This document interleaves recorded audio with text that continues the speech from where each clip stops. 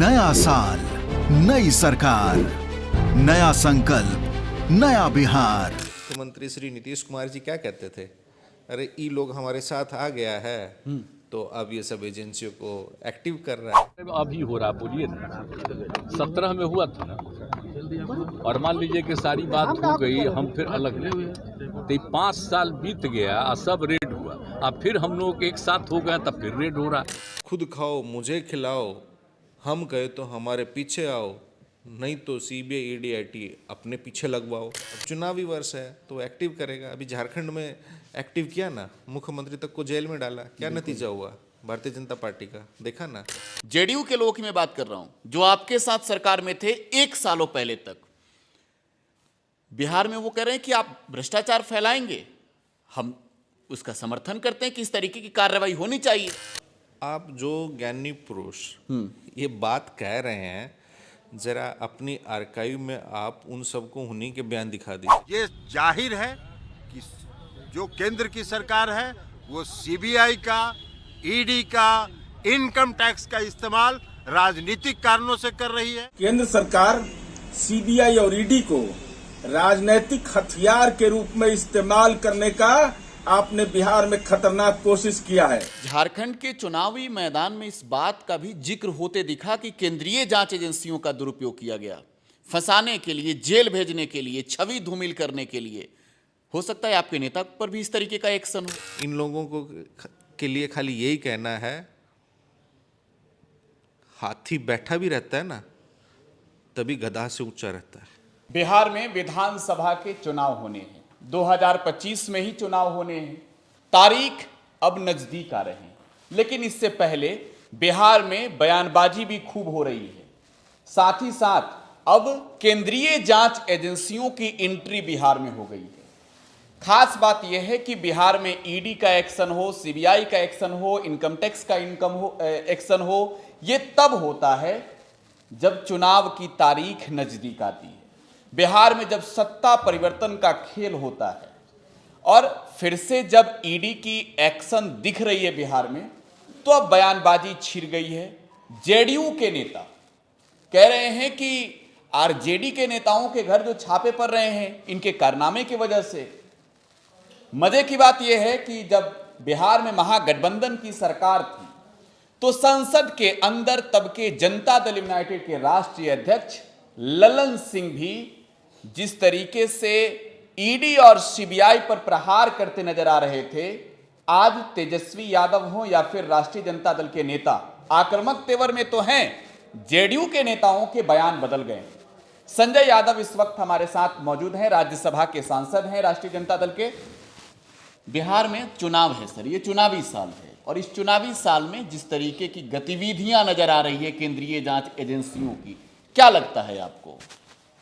आपने स्वयं कहा कि चुनाव है। हाँ, चुनावी वर्ष में इनकी सक्रियता सामान्य दिनों से कई हजार गुना अधिक बढ़ जाती है, और वो वहीं बढ़ती है जिस राज्य में चुनाव होता है। तो इससे कोई फर्क नहीं पड़ता है। लोकसभा चुनाव से पूर्व भी देखा आपने, अन्य राज्यों में चुनाव था वहाँ भी देखा, तो उससे कुछ फर्क पड़ता है। जनता सच्चाई जान गई है, भारतीय जनता पार्टी की भी, और भारतीय जनता पार्टी के जो प्रकोष्ठ हैं विभिन्न, जिनका आप जिक्र कर रहे हैं, जो कि आज के ज़माने में जिनको संवैधानिक एजेंसियां कहते हैं, वो सब भारतीय जनता पार्टी के प्रकोष्ठ है। और आपने सही कहा कि 1 वर्ष पूर्व वही लोग उन एजेंसियों के बारे में क्या कह रहे थे, अब क्या कह रहे हैं। माननीय मुख्यमंत्री श्री नीतीश कुमार जी क्या कहते थे? अरे ई लोग हमारे साथ आ गया है तो अब ये सब एजेंसियों को एक्टिव कर रहा है। अब चुनावी वर्ष है तो एक्टिव करेगा। अभी झारखंड में एक्टिव किया ना, मुख्यमंत्री तक को जेल में डाला, क्या नतीजा हुआ भारतीय जनता पार्टी का, देखा ना। तो बिहार की, झारखंड की, यहाँ की जो जनता है वो न्यायप्रिय है, न्याय संगत राजनीति को पसंद करती है, वो सामाजिक और राजनीतिक रूप से सबसे अधिक जागरूक है। तो इन प्रपंचों से कुछ नहीं चलता। उनको पता है भारतीय जनता पार्टी और प्रधानमंत्री का क्या है, उनका खुद खाओ मुझे खिलाओ, हम कहे तो हमारे पीछे आओ, नहीं तो सीबीआई ईडी आईटी अपने पीछे लगवाओ। तो विपक्ष की पार्टी है, उनका नहीं कहना मानेंगे, उनके साथ जो नहीं उनके पाले में जाएगा उस पर ये लोग इन्हीं सब का प्रहार करेंगे। वही महाराष्ट्र में अजीत पवार को 2 दिन पूर्व तक प्रधानमंत्री 70,000 घोटाले का आरोपी और क्या क्या कह रहे थे, वही फडणवीस साहब उनसे चक्की पिसवाइंग कर रहे थे और आज उनके साथ हैं। तो इनका ना तो कोई नीति है, ना कोई सिद्धांत है, ना नियम है, ना नियति है। ये सिर्फ जुबानी खर्च करते हैं भ्रष्टाचार के बारे में, इन एजेंसियों के बारे में। इन्होंने इन एजेंसियों की स्वायत्तता को ख़त्म कर दिया है, इन एजेंसियों की विश्वसनीयता को ख़त्म कर दिया है। आज इन एजेंसियों में जो काम कर रहे हैं, आप उन लोगों से समझिए उनके ऊपर क्या गुजर रही है। कोई अपना इंडिपेंडेंट डिसीजन तक नहीं ले पाता। तो ये तो दुर्भाग्य है। अच्छा, तो केंद्रीय जांच एजेंसी बिहार में अगर सक्रिय हुई है, आज के वक्त में सक्रिय हुई है, चाहे चुनाव की ये साल हो या फिर इससे पहले के सालों की अगर बात करें आप, सक्रियता तो केंद्रीय जांच एजेंसी इस वजह से दिखा रही है कि जेडीयू के लोगों की मैं बात कर रहा हूं, जो आपके साथ सरकार में थे 1 सालों पहले तक, बिहार में वो कह रहे हैं कि आप भ्रष्टाचार फैलाएंगे, हम उसका समर्थन करते हैं कि इस तरीके की कार्रवाई होनी चाहिए। डर है किस बात की अगर आप गलत नहीं है तो? आप जो ज्ञानी पुरुष ये बात कह रहे हैं, जरा अपनी आर्काइव में आप उन सबको उन्हीं के बयान दिखा दीजिए। आपके आर्काइव में होंगे ना 1 साल पहले तक क्या कह रहे थे वो, इन एजेंसियों के बारे में ही। अब जहाँ पर भी हो रहा है, कुछ भी हो रहा है, अब जिनके बारे में अभी हो रहा है, बोलिए ना। 17 में हुआ था ना, और मान लीजिए कि सारी बात हो गई, हम फिर अलग हुए, तो 5 साल बीत गया, सब रेड हुआ, अब फिर हम लोग एक साथ हो गया, तब फिर रेड हो रहा है, तब इसमें क्या करें? केंद्र सरकार सीबीआई और ईडी को राजनीतिक हथियार के रूप में इस्तेमाल करने का आपने बिहार में खतरनाक कोशिश किया है। ये जाहिर है कि जो केंद्र की सरकार है वो सीबीआई का, ईडी का, इनकम टैक्स का इस्तेमाल राजनीतिक कारणों से कर रही है, अपने राजनीतिक विरोधियों को परेशान करने के लिए कर रही है, उन पर दबाव बनाने के लिए कर रही है। लेकिन देश की जनता सब देख रही है, समय पर उनका हिसाब चुकता हो जाएगा। हमें ये समझ नहीं पाता ऐसे इंसान कैसा दोहरा रवैया अपना लेते हैं। शायद चरित्र ही दोहरा होगा या कुछ विचार उनके मैले होंगे, अन्यथा कोई अपने नीति और सिद्धांत को कैसे बदल सकता है। अब वो अगर कह रहे हैं इन एजेंसियों के बारे में, तो जैसे मैंने कहा आर्काइव उनको दिखाइए, और भ्रष्टाचार पे चोट करनी है तो जरा उनसे ये पूछ लीजिए ज्ञानी लोगों से कि इन एजेंसियों का कन्विक्शन रेट क्या है। 2017 में नीतीश कुमार जी जब गठबंधन से तोड़ के गए थे वहाँ, तो उन्होंने क्या कहा था कि स्पष्टीकरण दो। वही नीतीश कुमार जी 2022 में गिड़गिड़ाते हुए आए थे कि मेरी पार्टियाँ को तोड़ रहा है, बचा लीजिए, तब तो स्पष्टीकरण नहीं माना है ना। उन्हीं भ्रष्टाचार का आरोप लगा के जो गठबंधन से भाग के गए थे वहाँ स्पष्टीकरण मांगते रह गए, लेकिन नहीं दिया और भाग गए, और दूसरी बार आए तो क्या बोला, हमको माफ कर दीजिए। तब नीतीश कुमार का एक बयान भी आया था हाँ, कि इन लोगों को तो परेशान करता है। रेड को लेकर ही कहा था नीतीश बोला कि कुमार ने। हम लोग के साथ आ गया तो परेशान करता है, हमसे पहले गलती हो गई थी, कुछ लोगों ने हमको बहका दिया था, तो भ्रष्टाचार का आरोप लेके स्पष्टीकरण मांग रहे थे, हमने तो स्पष्टीकरण नहीं दिया, ना साथ आए तब दिया, ना गए थे तब दिया।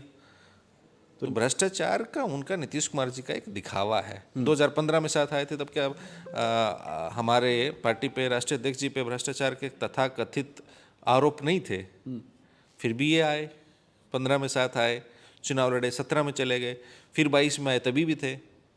तो वो अपनी सुविधा अनुसार एक कुशन ढूंढते हैं। वो बीजेपी से गठबंधन तोड़ते हैं तो उनको बोलता है कि आज हमारा क्या पार्टी तोड़ रहे हैं, ये लोग इतिहास बदल रहा है।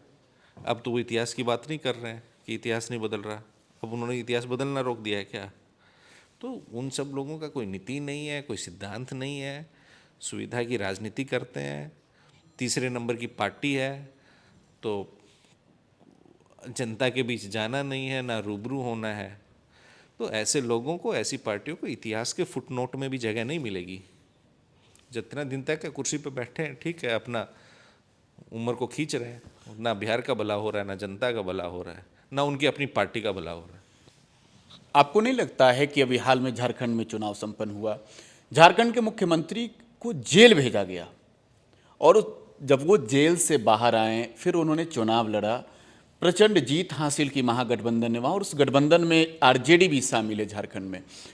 तो झारखंड के चुनावी मैदान में इस बात का भी जिक्र होते दिखा कि केंद्रीय जांच एजेंसियों का दुरुपयोग किया गया, फंसाने के लिए, जेल भेजने के लिए, छवि धूमिल करने के लिए। हो सकता है आपके नेता पर भी इस तरीके का एक्शन हो। आप लोगों की तैयारी किस तरीके की है निपटने की इनसे? नहीं भाई, हमारे नेता पे तो, हमारे आदरणीय राष्ट्रीय अध्यक्ष पे 1996 से हो रहा है। 1996 और आज क्या है 2025, कितना वर्ष हो गया? 28 वर्ष हो गया है। वो इन सब चीज़ों को देख रहे हैं और क्या हुआ है? सबसे निचली अदालत ने, ट्रायल कोर्ट ने सीबीआई के अपना एक जजमेंट सुनाया। अभी तो हाई कोर्ट में मामला लंबित है, सुप्रीम कोर्ट में है, उन्होंने बरी होना है, वो तो ऊपर सुनवाई नहीं हो रही। तेजस्वी जी पर भी तो हाँ, कैसे? तेजस्वी जी पे भी 2017 से चल रहा है, आज 2025 है, 8 साल होने को है ना। उन पे क्या हुआ? तो मैं वही कह रहा हूँ ना, इन एजेंसियों का कन्विक्शन रेट आप देखिए ना क्या है। क्या किसी ने ये जानने की जरूरत की है कि भाई जो 2017 में आरोप लगाए या जो केस किए, जो एफआईआर हुई विभिन्न एजेंसियों द्वारा, उनका आज लीगल स्टेटस क्या है? कहने को जो आप दिन भर खबर में चलते थे कि आज ये प्रॉपर्टी अटैच होगी, आज हो गई, जानिए आज वो प्रॉपर्टीज़ का क्या हाल है, किसी को नहीं पता होगा, ना आपके मीडिया के दोस्तों को पता होगा। तो ये सब हेडलाइन मैनेजमेंट से ये एनडीए का गठबंधन चलता है, जनता को कुछ फर्क नहीं पड़ता। जो वादे इन्होंने जनता से किए वो ये पूरा नहीं करते, तो जनता को भ्रमित करने के लिए कि उनको याद ना पड़ जाए कि हमने क्या किए, ये नित्य नए नए प्रपंच करते हैं, उससे कुछ फर्क नहीं पड़ना होता। इन लोगों को के लिए खाली यही कहना है, हाथी बैठा भी रहता है ना तभी गधा से ऊंचा रहता है। तो कितना कुछ कर लीजिए, कुछ नहीं बिगड़ना। 1996 से 2025 चल रहा है, 28 साल आ गया, हाथी बैठा भी है तो भी गधे से ऊंचा होता है, तो कुछ नहीं फर्क पड़ता। ठीक है, जनता का जिक्र किया आपने। जनता को क्या चाहिए? जनता को शिक्षा चाहिए, रोजगार चाहिए, स्वास्थ्य की सुविधाएं चाहिए, महंगाई कम हो, खाने पीने की चीज़ें चाहिए। नीतीश कुमार जब से सरकार में है, उनका कुछ बयान काफ़ी सुर्खियों में है हाल के दिनों में, कि 2005 से पहले कुछ था, कुछ देखे थे, आज क्या सब हो गया है। तो आने वाले वक्त में इसका क्या होगा? 2005 से पहले सृष्टि नहीं थी, ये जमीन, आकाश, तारे, सूरज कुछ नहीं था, सब इन्होंने बनाया है।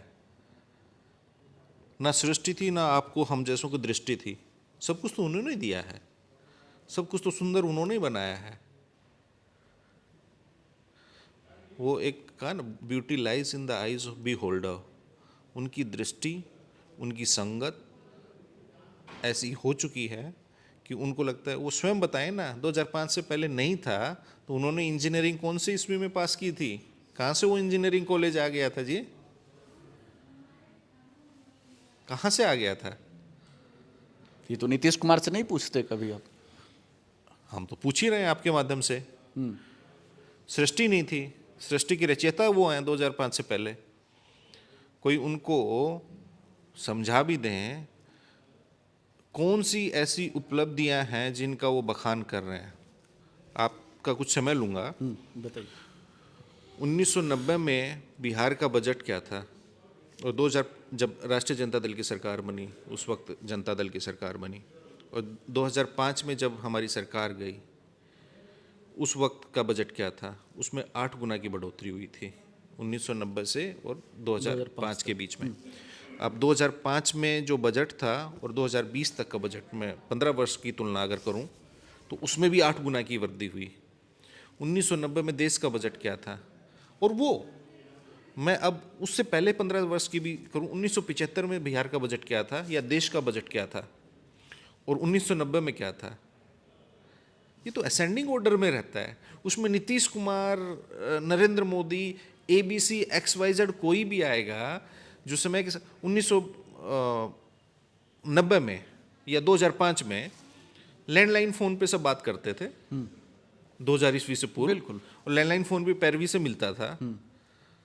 और उसके बाद अब फ़ोन आ गया, ये मेरे हाथ में आईफोन है, आपके हाथ में आईफोन है, ये रोड का माइक है आपके हाथ में, ये नीतीश कुमार ने आपको दिया है या टेक्नोलॉजी ने दिया है? 2005 से पहले लोग टेक्नोलॉजी डेवलप हो रहा है आज के वक्त बाटा में। के चप्पल पहनते थे, आज कितना लोग बाटा का पहनते हैं? नीतीश कुमार खुद क्रॉक्स पहनते हैं, स्केचर्स के शूज़ पहनते हैं। 2005 से पहले वो स्केचर्स के शूज़ पहनते थे। छोड़िए ना 2005, वो 2015 से पहले स्केचर्स पहनते थे क्या? तो ये सब अतार्किक बातें हैं। वो अनुभवी हैं, सम्मानित हैं, उनका हम सम्मान करते हैं, लेकिन कुतर्क ना घड़े। कौन सी ऐसी उपलब्धि आप बताइए? 2005 ईस्वी के बाद वो केंद्र में मंत्री रहे।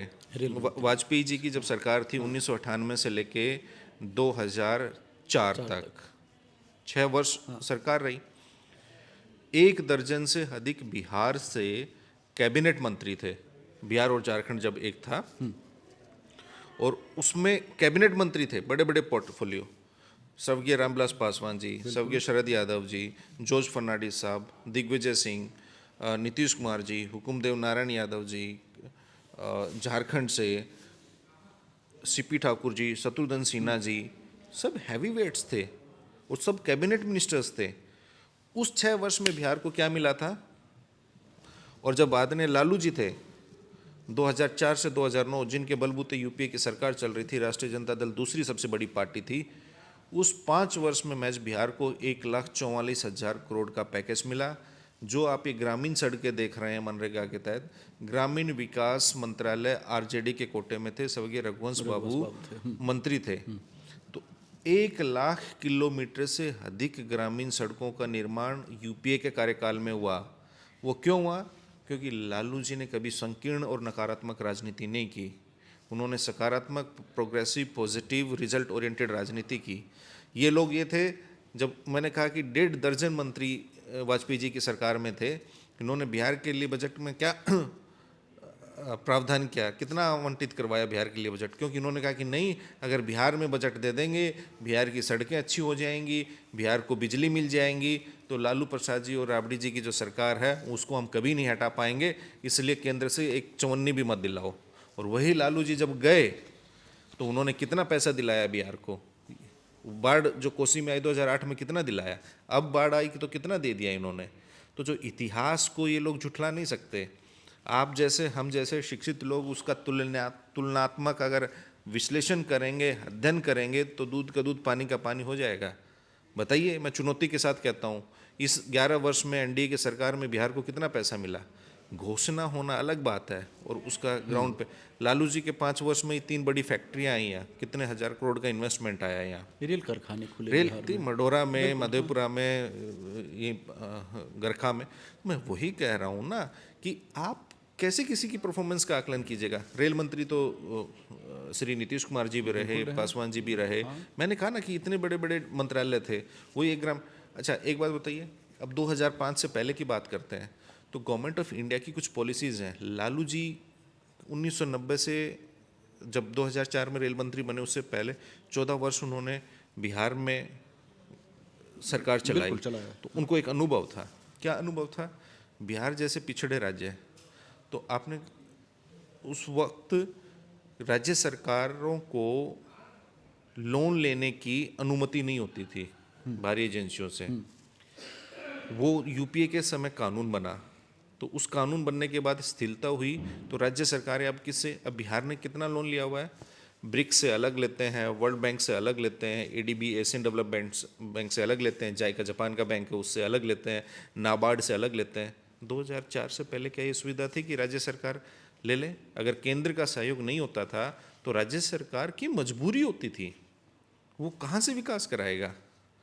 अब नहीं केंद्र सरकार देती है, तो आप देखिए गुजरात पे कितना लोन है, हरियाणा पे कितना लोन है, दूसरे अन्य राज्य हैं जो विकास की दौड़ नहीं, में हैं। आज के वक्त में संजय जी, बिहार को जितना फंड मिलता उसके तुलना में गुजरात को ज़्यादा मिलता है। नहीं, वो तो एक अलग विषय है। मैं वैसे भी कह रहा हूँ कि इंडिपेंडेंट अगर राज्य नहीं लोन ले सकता था, क्योंकि वो भारत सरकार की पॉलिसी नहीं थी कि आप आपको भारत सरकार की परमिशन लेनी होती थी और कई सारे स्ट्रिंग्स अटैच थी, लेकिन वो लालू जी के जाने के बाद ही वो चीज़ हटी। अब तो बिहार सरकार है, मैंने कहा ना कि एडीबी से भी ले रही है, वर्ल्ड बैंक से ले रही है, ब्रिक्स से ले रही है, नाबार्ड से ले रही है, कहाँ से भी लोन ले रहे हैं, तो आप अपना विकास कार्य करा लेंगे। उस वक्त ये नहीं था, वो लालू जी ने किया। उस वक्त बैकवर्ड डिस्ट्रिक्ट्स घोषित हुए थे, बैकवर्ड रीजन ग्रांट मिलती थी, BGRF backward region grant fund, उसमें बिहार के सभी जिले बैकवर्ड घोषित करवाए आदरणीय लालू प्रसाद जी ने। उसमें जो पैसा पंप हुआ बिहार में, तो इत्तेफाक से कहिए जिन भी कारणों से यहाँ एनडीए की सरकार आई और वहाँ लालू जी की सरकार रही। 2004 में तो सरकार बनी, चूँकि इन सब कैबिनेट के डिसीजंस होने में और उसका क्रियान्वयन में समय लगता है। जब तक अक्टूबर नवंबर में यहाँ इनकी सरकार आ गई, तो जो 1.5 साल में उन्होंने सारे प्रोजेक्ट्स पास किए, सब कुछ यहाँ आया, तो यहाँ लोगों को लगा कि भैया एकदम से ये करा रहे हैं। और इन लोगों ने कभी यूपी की सरकार थी, उन्होंने कभी प्रचार प्रसार नहीं किया। उस वक्त आप पटना में या कहीं भी आप देखिएगा, जितने रेलवे ओवरब्रिज बन रहे हैं, फ्लाईओवर्स बन रहे हैं, उसमें रेल मंत्री थे लालू जी, उन्होंने 100% ग्रांट भारत सरकार की होती थी। अब आप उठा के देख लीजिए, आप ही के यहाँ आरओबी जितना बन रहा है, उसमें स्टेट का और सेंटर का शेयर रहता है 50-50%। उस वक्त की जितनी स्कीम्स थी, आप नीतीश कुमार जी, उनके जितने भी सिपा सलार हैं, सलाहकार हैं, अधिकारी हैं, उनसे पूछ लीजिए, जितनी भी केंद्र की योजनाएं थी उनमें 90-10 का रेशियो होता था। 90% केंद्र देता था, केंद्रांश और राज्यांश 10% होता था। अब केंद्रांश और राज्यांश का अनुपात क्या है? अब तो 50-50 है, कहीं 60-40 है। तो ये जो सारी टेक्निकल चीज़ें हैं, आपको लोगों को बताना होगी। अब खाली मुंह रखे कह दीजिएगा कि 2005 से पहले कुछ था नहीं, वो अब ये भी कहते हैं। आप अगर तुलनात्मक अध्ययन कर रहे हैं तो भाई उसको राष्ट्रीय परिप्रेक्ष्य में कीजिएगा ना। अभी मैं कह रहा हूं उनको, मैंने राज्यसभा में भी कहा, आप नीति आयोग की रिपोर्ट पढ़े हैं? आप मुख्यमंत्री जी से पूछिएगा या उनके जो इर्द गिर्द रहने वाले लोगों से पढ़िएगा, लगातार पिछले 5 बार की नीति आयोग की रिपोर्ट पढ़िए, CAG की आप रिपोर्ट पढ़िए, आप कितने चीज़ों में आप पीछे हैं। बिहार गरीबी में अव्वल है, बेरोजगारी में अव्वल है। पलायन पे मैंने एक क्वेश्चन पूछा भारत सरकार से, जवाब आया कि बिहार में 3 करोड़, सालाना 3 करोड़ लोग पलायन करते हैं काम के लिए। और ये 3 करोड़ लोग कौन है? जिन्होंने ई श्रम, जो भारत सरकार का पोर्टल है, उस पे रजिस्टर्ड, जो पंजीकृत लोग हैं जो पलायन किए हैं। और एक अनुमान के, एक सर्वे के अनुसार लगभग ऐसे लोग जिन्होंने रजिस्टर नहीं किया हुआ, वो लगभग 5 करोड़ के आसपास हैं।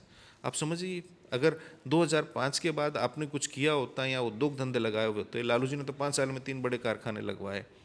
और वो सरकार चूँकि उनके बलबूते चल रही थी, तो वो जानते थे कि how to get the work done. और उन्होंने बिहार को 1,44,000 करोड़ रुपए दिलाया। ये तो मुख्यमंत्री जी का, आप अपनी आर्काइव में 1 साल पहले के उठा लीजिए ना कि केंद्र वाला कुछ देता है जी, कुछ नहीं देता। वो उन लोगों को कुछ पता है, वो खाली झूठे प्रचार करता है, बिहार को कुछ नहीं देता। और आप उनके मंत्रियों के, आप इंडिविजुअल डिपार्टमेंट्स के, खाद्य एवं उपभोक्ता मंत्री का बयान देखिए, वो क्या कहते थे? हाँ, मदन सैनी का कुछ नहीं मिलता है। आप श्रवण कुमार जो ग्रामीण विकास मंत्री है, जो इंदिरा आवास योजना, अब जो प्रधानमंत्री, उसका नाम बदल दिया, उसमें उनका बयान सुनिए कि कितनी राशि अभी मिली है उनमें। प्रधानमंत्री आवास योजना के अंतर्गत जो कितने मकानों के लिए कितनी राशि मिली है और पहले कितनी मिलती थी, वो पूछिए। ग्रामीण सड़कों का मैं बता रहा हूँ, जब डिप्टी CM थे श्री तेजस्वी प्रसाद यादव जी, तो मैं उनके साथ कार्यरत था।